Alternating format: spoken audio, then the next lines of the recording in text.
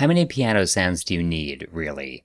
How many do you have? You have tens of thousands of plugins and different variations available. How many do you actually need? I think five. I think like four or five piano sounds. That's how many one person really needs. So this is my basic session template. The reason I have it set up like this is because having all of these options can create a sort of paralysis by analysis of what am I going to do, where am I going to start, what am I going to work with, which those are all good questions to answer, but not necessarily while you're trying to be creative. So for my workflow, and this works for me, I have all of the types of sounds that I like organized into these little groups. So if I need a heavy rhythm guitar, for example, I just grab this little group and I drag it onto my track, and I have a couple tracks ready to go to track onto, and then I mix that routes out to a tuner. This is a little thing that routes out to where I have my amps set up. In this case, it's only one. My heavy amp sound is one sound that I've crafted.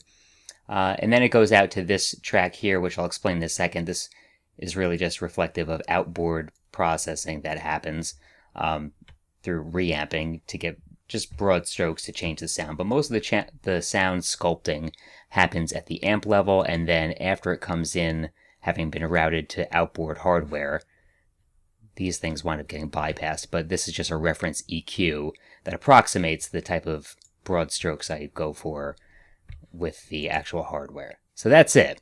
In practicality, most of the sounds that I use can come from this one template.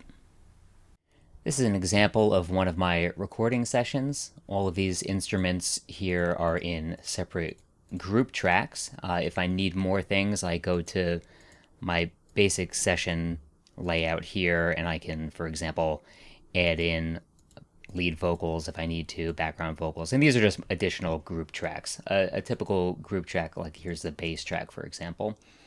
Anything that's in hardware on the input stage, I put on a tracking sheet right here at the top level. So I record bass through a UA6176, and I typically have these settings marked something like this on the way in. It's just a way of me recalling what settings I used so that if I have to add additional tracks later, I have those input settings of the hardware recorded. So all of the tracks, or all of the different takes, come in on these tracks here, and I make various edits to these, and ultimately those route to an amp track. It's just a group where I might have something. If it was a guitar, there would be an amp simulator here, or some other types of processing, timbre changing things on there. In this case, it's just a volume adjustment here, but it's a mixed down version of all of these takes that happens here. And that's routing out to the output. Here's what that might sound like.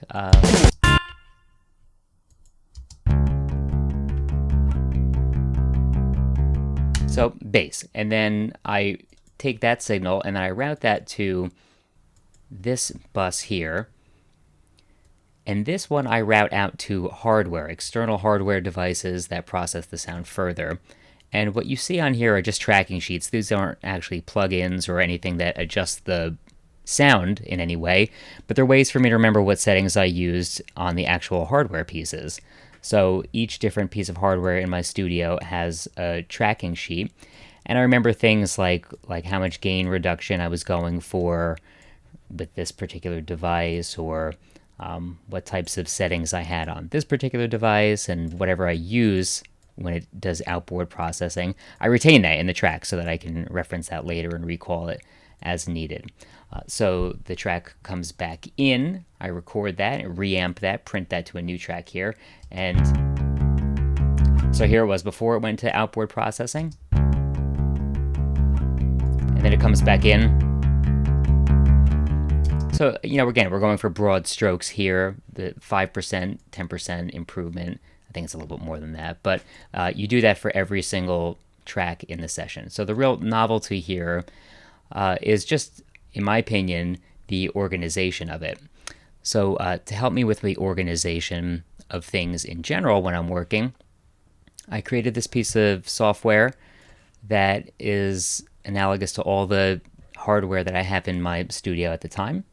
Just the devices I use, how my patch bay is set up, how things are routed, inputs and outputs, so I can remember what I'm doing, how things are working my studio, so I can stay in the creative mindset and not have to worry about what input is going to what output, etc. So it's particularly useful when you want to reorder the instruments and say, for example, okay, so how do I mix drums? Okay, so I route out the drums to this piece of hardware, and then the next device in the chain is this EQ. I typically use I might use 1, I typically use 5, it looks like, to do these kind of broad changes here. But I save these settings, and then it's a reference for me so that I can save time and just go right back to the music making. Same thing here. If I go out from the API to this UBK Fatso here, I don't want to spend a lot of time having to fish around for settings and remember, oh, what did I do the last time I used the Fatso on drums? I can just go right to those settings. And it's the same for other devices. If I'm recording bass, I want to know I used this line input, these are where the settings are, this is roughly where all things were, I used this type of filter there, and that was the first device in the chain, and then my next device in the chain was this, and then that. And you can add other things to it as needed to flesh out your signal chain, whatever it is, but the point is that I'm able to get a rough reference for what settings I like and have used in the past, all from this tool, and it helps me to stay right inside the music. So I hope that helps your workflow in some capacity.